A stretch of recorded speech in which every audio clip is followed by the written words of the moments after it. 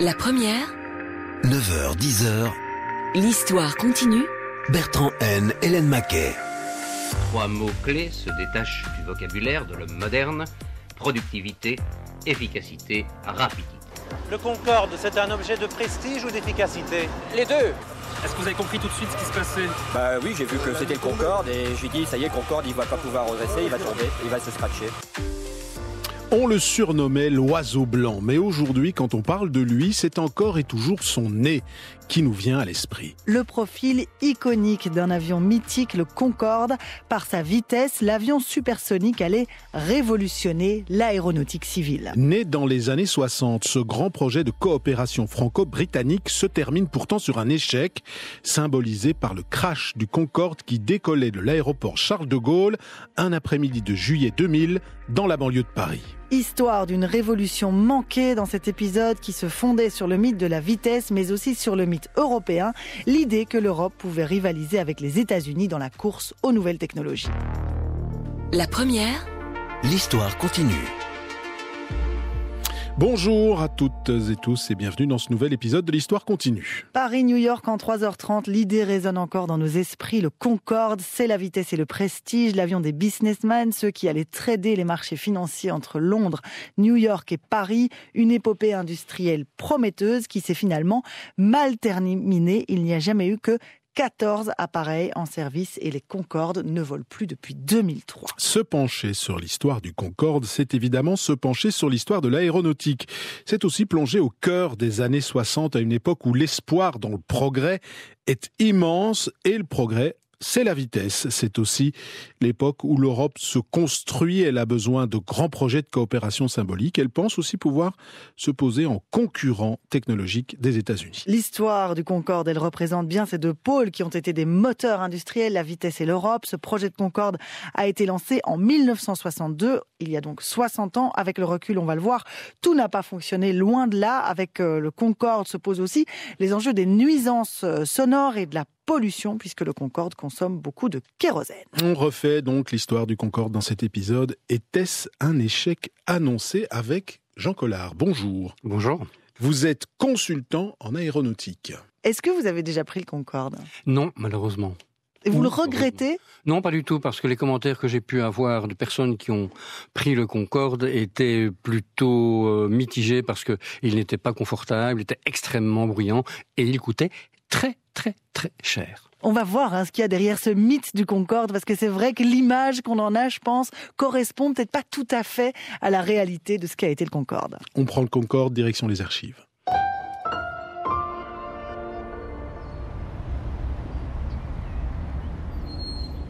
« 25 juillet 2000.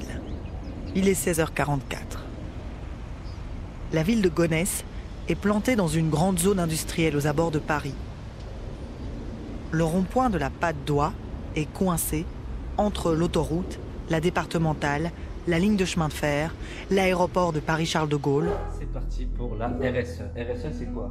C'est Réglementation sociale européenne. Dans un des bâtiments qui donne sur le rond-point, les instructeurs et les stagiaires d'un institut de formation, Promotrans, sont en cours.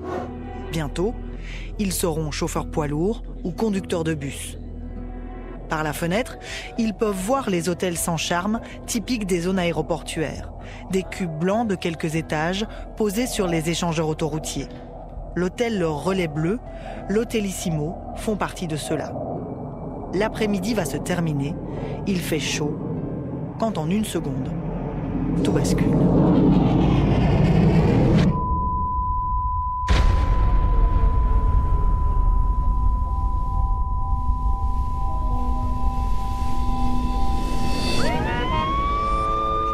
J'étais dans la salle avec les stagiaires et au moment je regardais la fenêtre et j'ai entendu un bruit, comme une explosion, et il y avait le Concorde qui était en train de faire un virage. Et il a essayé apparemment de faire demi-tour ou de redresser son avion, et à ce moment-là, il s'est retourné, et à ce moment-là, il est tombé. Et il y avait un des réacteurs qui était en feu, lequel vous dire, je ne sais plus. Ça fait un bruit énorme? Oui. Et le kérosène s'est enflammé aussitôt, et des flammes qui sont montrées à une certaine hauteur. Est-ce que vous avez compris tout de suite ce qui se passait? Bah oui, j'ai vu que c'était le Concorde, et j'ai dit, ça y est, le Concorde, il va pas pouvoir redresser, il va tomber, il va se scratcher. Moi, j'ai pas vu grand-chose que j'étais derrière, par contre, j'ai entendu, et on a reçu aussi. premièrement, une grosse explosion. Même pas une seconde après, une deuxième grosse explosion. On est allé à la fenêtre, des flammes plus hautes que les arbres, plus de 10 mètres largement. Et surtout quand on est sorti, des morceaux qui nous tombaient dessus. D'ailleurs, il y a un stagiaire qui a pris un morceau d'acier sur sa voiture. Donc on a eu très peur et on est parti rapidement. Dans l'instant, tout le monde sait que le drame est immense. Bonsoir à tous. Il n'y a pas de survivants. Tous les passagers du Concorde d'Air France, affrétés par un tour opérateur allemand qui se rendait à New York, sont morts. L'accident s'est produit en fin d'après-midi. Après le décollage de l'aéroport parisien de Roissy, l'avion est tombé sur un hôtel à Gonesse, dans le Val d'Oise. Il y avait 109 personnes à bord de l'appareil et bien sûr des personnes dans l'hôtel. C'est donc 113 personnes en tout qui ont perdu la vie, 4 personnes au sol. Aucun Belge apparemment n'était à bord de l'avion. Tous les passagers sont allemands. Vous voyez ici les premières images aériennes de cette catastrophe. Les images montrent les flammes, les centaines de pompiers qui se battent contre les feux et les débris blancs explosés de la carcasse pulvérisée autour du lieu du crash. L'accident du Concorde est un drame humain. Il y a 113 victimes. C'est aussi l'épilogue d'une saga qui a vu basculer l'espoir de l'émergence d'une technologie européenne révolutionnaire vers la déception d'un échec industriel.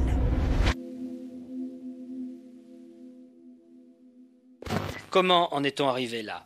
Le feu vert avait été donné en 1962 à un programme qui, pour 20 milliards de francs belges, devait hisser l'Europe au premier rang de la technologie aéronautique. La France a apporté son expérience dans la construction des cellules et la Grande-Bretagne dans celle des moteurs. Le projet, c'est un avion supersonique.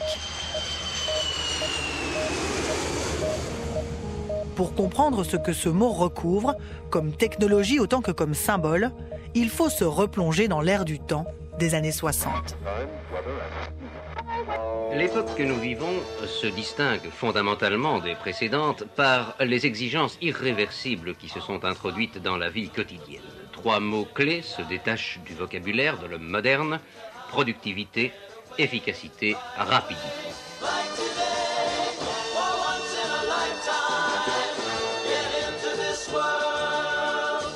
Le projet de Concorde, mené par la France et la Grande-Bretagne, s'ancre dans l'idée de la vitesse. C'est un avion qui sera beaucoup plus rapide que les autres. 3h15 contre 7h15 aujourd'hui. Pour obtenir ce résultat, Concorde volera à 2 fois la vitesse du son, c'est-à-dire à 2200 km à l'heure. Il faut se retirer de l'idée que dans l'aviation, la recherche de la vitesse est la recherche d'une espèce de performance sportive. La vitesse est indispensable à l'augmentation du trafic. Pour une raison relativement simple, c'est que des gens qui hésitent à faire un voyage qui dure 48 heures, se déplacent facilement s'ils peuvent aller passer une après-midi où ils ont des affaires à traiter, même si c'est loin. Et seul l'avion permet cela.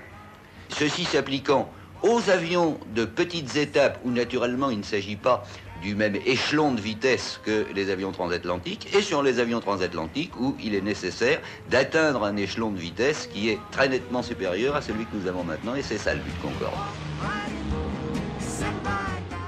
Certes, c'est un avion qui va coûter très cher, mais ceux qui se sont penchés sur son modèle économique pensent que le jeu en vaut la chandelle. C'est un avion qui coûte cher. Vous savez que c'est un programme en coopération, et c'est du reste la seule façon dont on pouvait concevoir Concorde, car aucun pays à l'échelle de l'Europe ne pouvait assumer les frais d'une telle entreprise.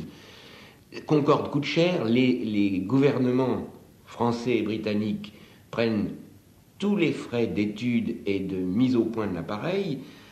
Ensuite, on le vendra, on rentrera de l'argent, bien entendu, mais il coûtera cher. Il coûtera cher à l'exploitation, à l'achat, mais je ne pense pas que ce soit pour Concorde un obstacle considérable. Pourquoi ? Parce qu'il est prouvé que l'homme moderne cherche à aller vite, et que plus il va vite, plus il veut aller vite. Et je suis persuadé, ça c'est ma conviction personnelle, si vous voulez, c'est que Concorde sera, au point de vue coefficient de remplissage, un avion qui sera toujours plein.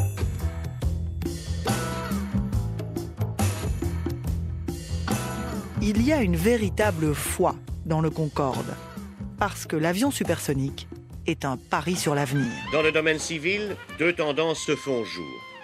L'avion géant subsonique, tel le Boeing 747, transportant 4 à 500 personnes à 900 km/h, ou l'avion supersonique tel Concorde, ne transportant que 250 passagers, mais les transportant de Paris à New York en 3 heures 20 minutes. Voilà où nous en sommes en 1970, 67 ans seulement après le premier vol des frères Wright. Et la nouvelle décennie qui s'ouvre devant nous permettra sans doute d'assister à une nouvelle évolution ou à une nouvelle révolution de l'aviation en général. C'est exactement ce que pense André Turca. Il va piloter le Concorde et pour lui, nous ne sommes qu'au début de l'histoire. Je ne crois pas du tout qu'on soit au bout de ce progrès. Je ne parle pas des petites augmentations de vitesse. Car là, nous venons de franchir un bond. Il faut voir que nous préparons pour dans quelques années avec Concorde la division par mieux que par 2 du temps de traversée transatlantique et qui permet d'envisager que tout point de la Terre puisse être atteint en 12 heures, quel que soit l'endroit d'où l'on parte. Mais par rapport à ça, il y a certainement encore beaucoup à faire dans le domaine de la vitesse, de franchir une nouvelle étape et qui ne sera probablement pas par les mêmes moyens, ce ne sera pas la même forme de véhicule si nous voyons dans un avenir un peu lointain. Ce sera peut-être l'avion gigogne avec un lanceur qui retournera à sa base et qui aura lancé hors de l'atmosphère ou dans une haute atmosphère un véhicule d'un type davantage planaire et qui abrégera peut-être encore de la moitié ce temps de parcours vers d'autres points du globe. Ce sera peut-être le moteur nucléaire qui apportera une endurance supplémentaire. Je ne sais pas s'il y aura avantage à être capable de faire plusieurs fois le tour de la Terre avant de se poser à un autre endroit, mais nul doute en tout cas que la vitesse sera un terme du progrès.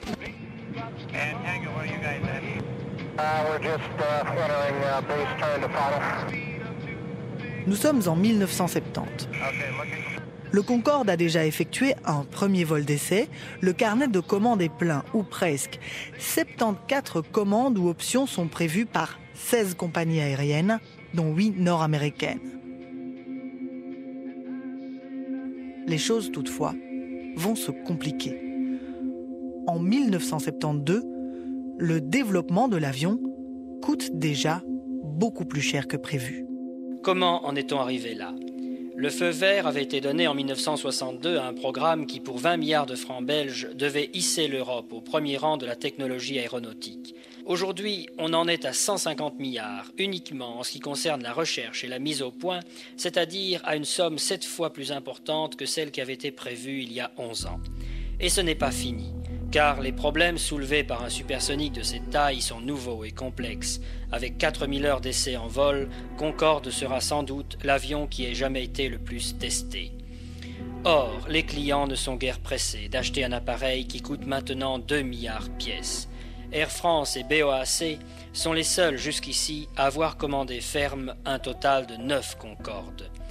La plupart des compagnies américaines, Panam en tête, ont annulé au début de l'année l'option qu'elles avaient prise.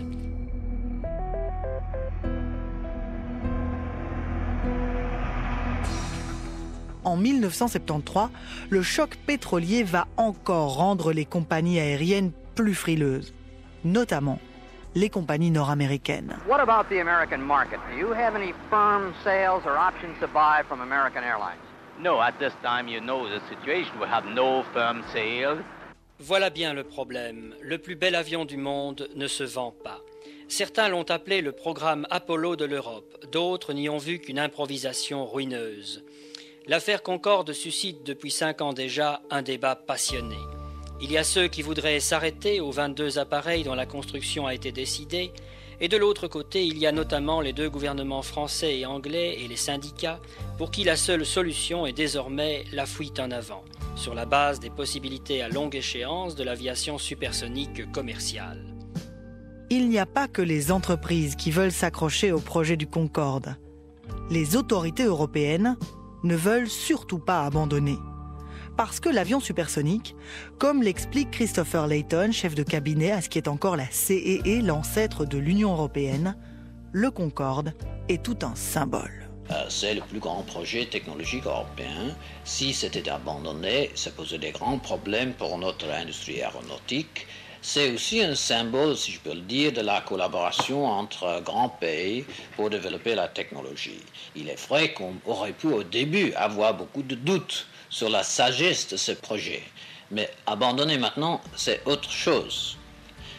Si la Concorde était abandonnée aujourd'hui, nous pourrons être certains que dans 7 ou 8 ans, nous allons voir toutes les lignes aériennes mondiales acheter un avion supersonique américain.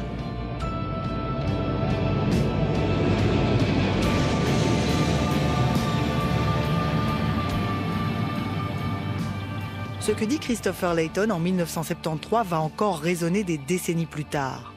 Le Concorde symbolise un enjeu fondamental de concurrence entre l'Europe et les États-Unis. Je crois que ce cas est la manifestation d'une chose plus profonde, une nouvelle relation entre l'Amérique et l'Europe, à la fois dans le domaine économique et technologique. Dans le passé, la balance des paiements américains était forte dans 2 secteurs, l'agriculture et les produits de la technologie avancée. Ils ont grand peur maintenant que l'Europe va développer une technologie puissante dans les domaines aéronautiques, ordinateurs, etc. Mais nous devons le faire. C'est un des prix, un des objectifs de l'élargissement de la communauté, une des tâches prioritaires pour les années à venir. Voilà pourquoi Britanniques et Français s'acharnent, s'accrochent au projet du Concorde. Le 21 janvier 1976, les 2 premiers vols commerciaux décollent en grande pompe. L'un de Paris, à destination de Rio de Janeiro en passant par Dakar, l'autre de Londres, à destination de Bahreïn. Mais un nouvel obstacle se pose sur le trajet du Concorde. Les vols transatlantiques sont forcément les plus rentables. Il faudrait pouvoir atterrir à New York. Mais nous sommes en 1977 et les autorités locales refusent, à cause du bruit et de la pollution. Concorde, on le sait maintenant, ne peut éventuellement être rentable que sur la ligne de New York la plus demandée. Mais New York reste très réticent en raison de la pollution et du bruit de Concorde, malgré l'expérience acquise depuis des mois à l'aéroport Dulles de Washington. Et cependant, les pressions franco-britanniques ne manquent pas, y compris même celles du Parti communiste français, prêt à aller manifester directement devant la Maison-Blanche en cas de refus d'atterrissage à New York. Bref, Concorde est cette fois plus que jamais une affaire d'État, si ce n'est de continent. Cette année-là, le Concorde se pose à l'aéroport d'Ostende pour une démonstration. Les questions du bruit et de la pollution sont sur toutes les lèvres. Très impressionné par l'arrivée du Concorde et effectivement, au moment de l'atterrissage, il fait un bruit assez considérable. C'est ça. Il fait plus de bruit que les autres avions? Oui. Oui. Oui. Mais c'était très beau. C'est très bien. Les New-Yorkais ont donc raison, selon vous, d'interdire son atterrissage à Je ne veux pas New dire York. d'interdire, parce que c'est certainement l'avenir, les avions à grande vitesse. Oui.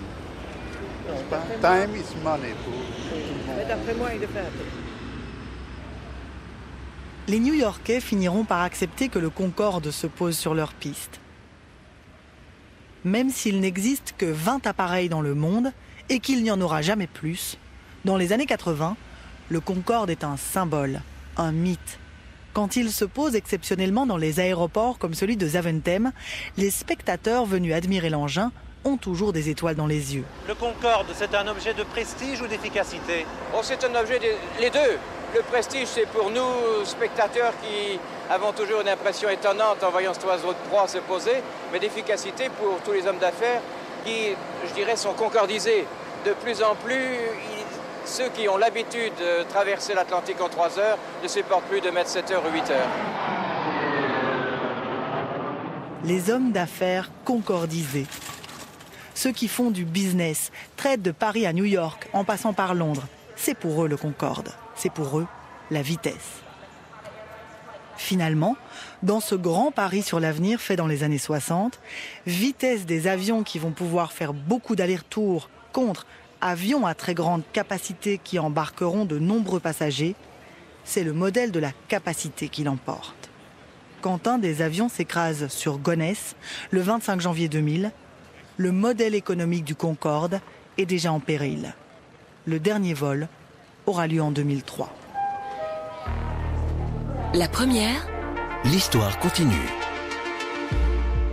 On retrace le fil de l'histoire du Concorde, l'avion supersonique qui allait révolutionner l'aéronautique et qui a finalement fait long feu. Avec nous au studio, Jean Collard, qui est consultant aéronautique. Peut-être revenir, Jean Collard, sur ce fameux accident de l'année 2000. Est-ce qu'on sait aujourd'hui exactement ce qui s'est passé ? On est en tout cas à peu près certain que la cause est liée à une pièce extérieure au Concorde. C'est le comble, malheureusement.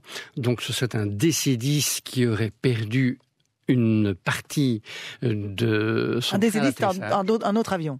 Donc oui, il s'agirait bien d'un autre avion qui aurait perdu une pièce sur la piste d'atterrissage.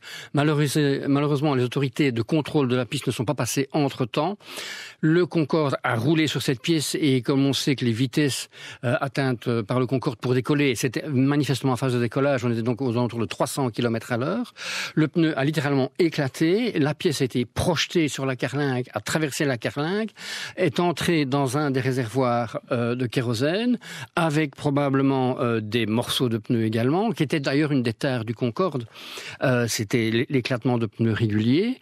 Et donc, un des réservoirs s'est mis en feu.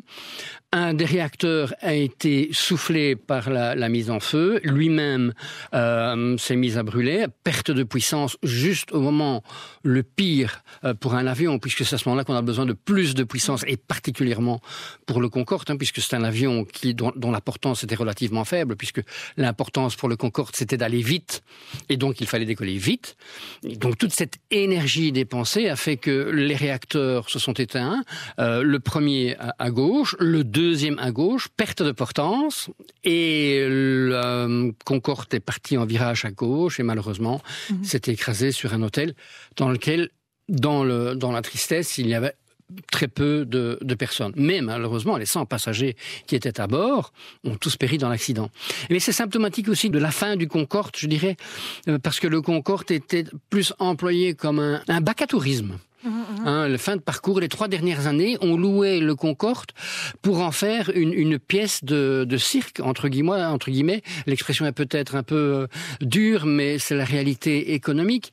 Ce Concorde servait un petit peu de flagship pour la France et aussi pour la Grande-Bretagne, pour transporter de riches touristes, qu'ils soient allemands ou... Ici, c'était des touristes allemands qui allaient prendre une croisière dans les Antilles. Voilà, exactement. C'est pas du tout des businessmen qui allaient... Du tout, mais c'était la fin économique du Concorde, c'est-à-dire qu'il fallait maintenir une image de luxe, voire de très grand luxe pour le Concorde, et donc on employait ce Concorde pour transporter des passagers très aisés vers des lieux de vacances très aisés également.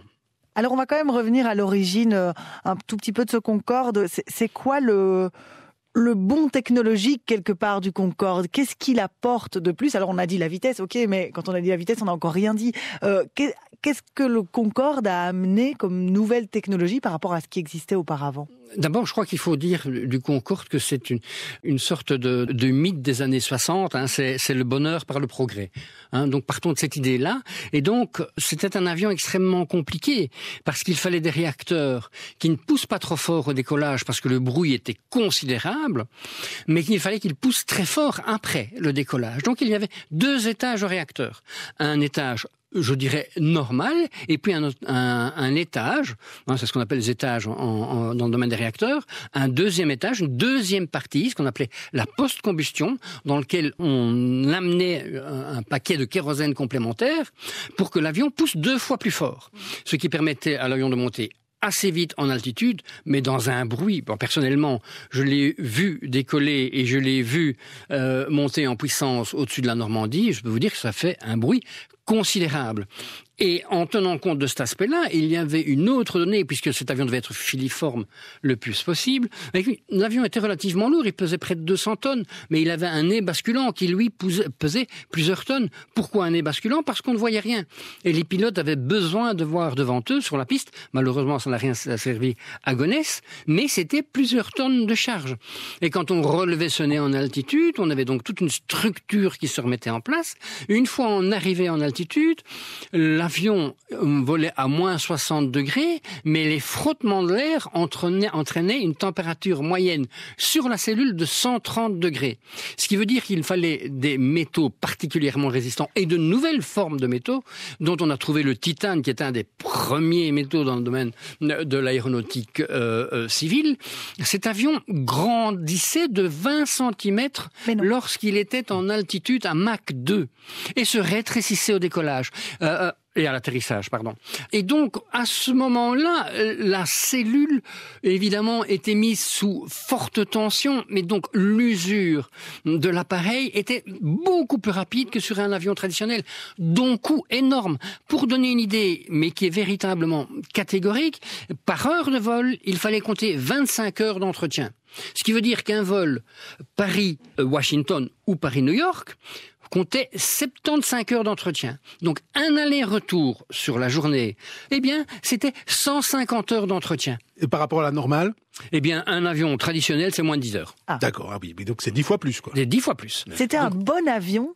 C'était un avion compliqué à l'époque, très compliqué. Il serait probablement plus facile de le faire actuellement, mais je constate que même dans l'industrie aéronautique qui dispose de compétences et de progrès actuels, il y a très peu de volonté de se lancer dans ce genre de pari. C'est un pari risqué. Je rappelle quand même que le Concorde consommait 1 tonne de kérosène par passager pour les 6000 km reliant Paris à New York, alors qu'actuellement, avec le tout nouveau A321 XLR, donc l'Airbus, le tout nouvel Airbus, qui transporte lui non plus 100 passagers, mais 240 passagers.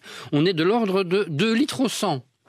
Pour donner une idée. Eh bien, voilà. Donc, le pari de redémarrer oui, mais à l'époque où on l'a fait le Concorde, on parlait pas de réchauffement climatique. Mais non, mais carbone, c'était pas le. C'est le bonheur, c'était le progrès, évidemment. Voilà. On était dans ce mythe ultime, quoi.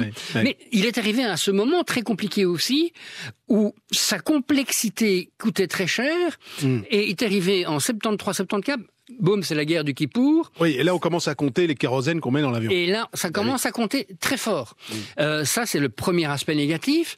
On passe de 2,3 $ en octobre 73 à 11,6 $ en janvier 74 pour le baril. Donc, fait 4 fois le prix. Oui, mais c'est 4 fois le prix pour le Concorde. Et ça n'a jamais été rentable, même dans les années, fin des années 70, début 80, jamais. C'est un avion qui pesait 200 tonnes, qui consommait, la moitié de son poids, c'était du kérosène.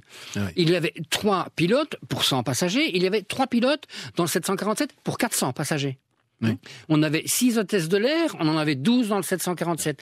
On compensait le dysfonctionnement technologique, parce que sa lourdeur était telle qu'il fallait compenser. À 18 000 mètres d'altitude, on avait la pressurisation qui bourdonnait dans les oreilles. Donc on essayait de compenser ça par un luxe considérable. Mais c'était un mythe. C'était un mythe des années 60-70. Ça n'a pas marché parce que c'était trop cher, trop de coûts d'entretien, trop cher, les billets, etc. Ou ça n'a pas marché parce qu'en fait, il n'y avait pas de demande pour ça? Mais je crois que d'abord le Concorde est arrivé à un très mauvais moment. Il a été lancé en 62 sur base des signatures, a été lancé en 76. On avait une production, une série qui est extrêmement limitée. Les compagnies avaient très peur évidemment de se lancer puisqu'ils ont vu les prix du pétrole qui augmentaient. Le 747 arrivait sur le marché en 72, qui consommait 3 fois moins. Il n'avait pas besoin de pistes comme le Concorde. On ne devait pas dégager des pistes parce qu'il était short pétrole, donc un petit peu trop juste quand il avait des vents contraires. Le nombre de fois que le Concorde devait couper un réacteur ou 2 réacteurs en vol parce que c'était des réacteurs complexes, c'était des matériaux particulièrement résistants. Imaginez-vous qu'à l'époque, on était en post-combustion Mach 2 pendant 2 heures de vol. Actuellement, nos avions de chasse, s'ils font 20 minutes en post-combustion, c'est énorme. Et on les remet au sol et on entretient. C'est une technologie qui n'est pas adaptée en fait à l'aviation civile. C'est une technologie qui n'est certainement pas adaptée à l'aviation civile. Et surtout dans le contexte actuel où quand même il y a une prise de conscience très nette de l'environnement. La première, l'histoire continue. Après l'échec du Concorde, qu'en est-il aujourd'hui? On en parle avec notre invité Jean Collard, consultant en aéronautique. Dans le récit, dans nos archives, on entendait ceci. Dans le domaine civil, 2 tendances se font jour.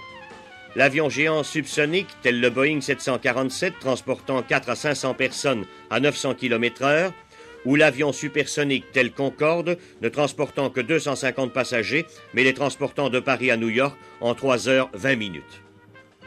Voilà où nous en sommes en 1970, 67 ans seulement après le premier vol des frères Wright. Et la nouvelle décennie qui s'ouvre devant nous permettra sans doute d'assister à une nouvelle évolution ou à une nouvelle révolution de l'aviation en général. On entend donc qu'il y a ces deux modèles, quelque part, capacité, prendre beaucoup de passagers dans un grand avion, ou vitesse, avoir une grande vitesse de rotation, aller très vite, etc. Aujourd'hui, l'idée de la vitesse, l'idée de l'avion supersonique, elle est abandonnée dans l'aéronautique civile ? Je crois que ce n'est pas uniquement une question d'aéronautique, je crois que c'est une question de mentalité générale. Les gens se rendent compte que consommer 1 tonne de kérosène, c'est ahurissant, mais c'est ahurissant sur un plan économique, c'est ahurissant sur un plan environnemental. Et on constate quand même qu'il y a eu une prise de décision notoire dans le secteur de l'aviation. On a remis les pieds sur terre, oserais-je dire, et on a mis en évidence la consommation et le transport de masse. C'est comme ça qu'on a vu l'arrivée des low cost grâce à des réacteurs qui consommaient de moins en moins. Je rappelle quand même qu'on a divisé par 10 et on est en train d'arriver avec des nouveaux réacteurs qui devraient arriver dans 5 à 7 ans, qui vont encore diminuer la consommation. Donc on vise véritablement la notion d'environnement. On est en train de préparer les nouveaux types de kérosène, les SAF, qui sont plus des kérosènes basés sur la récupération de la biomasse. Et donc, on serait 90% moins polluants que déjà nos réacteurs actuels, qui sont déjà presque 5 fois moins polluants que les réacteurs des premiers 747 et 20 fois moins que les Olympus du Concorde.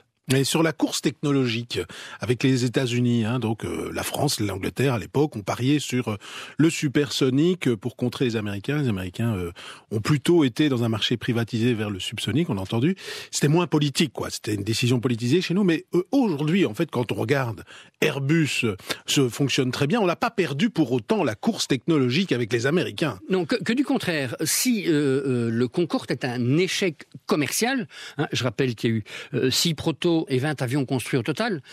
6 protos, vous imaginez ce que ça veut dire en termes de programme. C'est comme si on mettait 300 Airbus A320 comme prototype pour la fabrication de 1000 autres. Donc ce programme était ahurissant économiquement. On avait de l'argent à l'époque. Oui. On n'était pas surendetté comme on n'était pas surendetté. Actuellement, c'est quand même plus un principe d'entreprise privée, même si les États sont actionnaires, et ils en sont fort contents d'ailleurs, d'être actionnaires d'Airbus et de toutes les sociétés qui y sont liées, parce que c'est quand même une des sociétés qui rapporte beaucoup d'argent aux États, heureusement. Mais donc, à l'époque, cette vision du Concorde allait vite se tarir, et particulièrement à cause aussi d'une décision du Jimmy Carter, qui était le président démocrate, qui a décidé de dérégulariser le transport aérien aux États-Unis, ce qui a suivi en Europe, et donc de mettre à mal le prix du billet d'avion. Et donc ce prix du billet d'avion a été soumis à la concurrence, et donc a fortement baissé. Donc les gens qui étaient un peu riches et qui auraient pu se permettre le Concorde ont vu les prix des billets d'avion divisés par 5, par 6 ou par 7, avec l'arrivée de grands low-cost comme Southwest aux États-Unis. Et donc, économiquement, le Concorde s'est écroulé en 83-84, quand il y avait 35 à 40 passagers à bord. C'était fabuleux. Mais en attendant les 150 heures d'entretien aller-retour, ils étaient toujours là. Et la chaîne de fabrication n'était plus présente. Donc, il fallait refaire des pièces presque de manière unique. Imaginez-vous les coûts de fabrication des pièces uniques. Actuellement, une série d'avions qui ne fait pas 1000 avions n'est pas rentable. Vous alliez dire, je pense qu'il y a quand même eu des apports technologiques du Concorde. Clairement. Et dans la gestion des matériaux, c'est évident. Il y a eu une transmission de la connaissance du matériel, l'emploi du titane, l'emploi des composites aussi, que l'on retrouve très couramment dans les A320, les A350 et même chez Boeing. Les premières commandes de vol dites électriques sont arrivées grâce à Concorde. Qui sont reprises notamment beaucoup chez Airbus. Qui sont repris chez Airbus, et même, c'est eux qui ont donné naissance à un avion de chasse qui était le Mirage F1, qui est le premier avion à avoir des commandes électriques. Donc un confort pour les pilotes, bien sûr, pas de traction, pas d'hydraulique, le coût beaucoup plus léger, heureusement d'ailleurs, parce que là je rappelle que l'avion faisait quand même 200 tonnes. Donc ces matériaux composites, plus des matériaux rares, plus quand même tout ce know-how d'avion qui est volé à 2000 km/h et tous les défis que ça a engendré, la connaissance technologique et la connaissance technique ont pu être transmises un côté à l'aviation militaire, bien sûr. Ce qui est rare, quand même, ça va rarement dans ce sens-là. Eh oui, pour une fois. Et deuxièmement, dans le secteur du domaine civil. Et particulièrement, une petite anecdote, Michelin, qui s'est retrouvé avec, qui était le principal fabricant des pneus du Concorde, mais c'était des pneus qui étaient soumis à des pressions considérables. Il atterrissait à 300 km/h. Donc il fallait qu'il résiste à des chocs thermiques et énergie considérables. Eh bien, a réussi à transmettre cette connaissance du pneu vers les pneus du transport aérien traditionnel et à multiplier de manière considérable la sécurité des pneus au moment des atterrissages. C'est un exemple, on pourrait encore citer beaucoup d'autres. Est-ce qu'il y a encore aujourd'hui un projet quelque part d'avion supersonique civil? Oui, il y a un projet particulièrement aux États-Unis qui semble une volonté, je dirais, d'être plutôt un exercice de style. Ce serait un avion qui parcourrait entre 8 et 10 000 kilomètres et avec 19 passagers à bord. Il a l'air viable, mais nous sommes là dans des avions pour hyper riches. Peut-être que Concorde, s'il sortait maintenant, il aurait une clientèle. Quand on voit qu'il y a des touristes de l'espace, on se dit on va peut-être arriver dans les prochaines années avec des avions qui sont pas très utiles, mais dont on a juste envie de voler dedans. Oui. Et on paye pour ça. Oui, les super riches. On va payer très très cher. Oui. Mais cet avion va coûter très très cher. Donc je ne suis pas sûr que ce sera une réalité économique. Ce sera une réalité de gosse de riches. Ouais, un gadget. Voilà, passez-moi l'expression, fort indélicate, mais c'est vraiment ça. Il n'y aura pas de réalité économique sous-jacente à ce genre de projet. Voilà, on comprend donc bien que cet avion supersonique ne fera pas un modèle d'aviation civile. Aujourd'hui, la tendance, elle est à la diminution de la consommation de kérosène, à de nouveaux kérosènes, etc. On en a parlé. Ce Concorde, il nous aura surtout fascinés. Le Concorde, on peut encore le voir, Bertrand ? Je pense qu'on peut encore le voir, Jean Collard, je me tourne vers vous. Absolument. À Toulouse, je pense. Nous pouvons le voir au Bourget, à Toulouse également, chez Aeroscopia. Il est visitable et il est exposé également à Londres. Et il vient d'arriver aussi à New York, dans un musée qui est sur un porte-avions. Voilà, le Concorde aujourd'hui, c'est dans les musées qu'on le visite. C'était déjà une pièce de musée au début, mais voilà, c'était quelque part. Mais pour ceux que ça intéresse et qui ont envie de se replonger dans cette histoire qui est quand même passionnante, il y a aussi un livre. Tout à fait, qui a été écrit par un journaliste belge qui a eu une grande place dans le monde de la littérature aéronautique au niveau belge, mais au niveau français. Je rappelle qu'il a même été rédacteur en chef d'une très grande revue française de technologie aéronautique qui s'appelait Aviation Magazine et qui est morte. C'est Pierre Sparaco qui a écrit Concorde, qui est un journaliste belge de Verviers, comme Pierre Absat, et qui a analysé le Concorde sans faille et qui n'a pas hésité à mettre le doigt sur, non pas le côté mythique, mais sur le côté un peu compliqué sur le plan technologique. Merci beaucoup Jean Collard d'avoir été avec nous.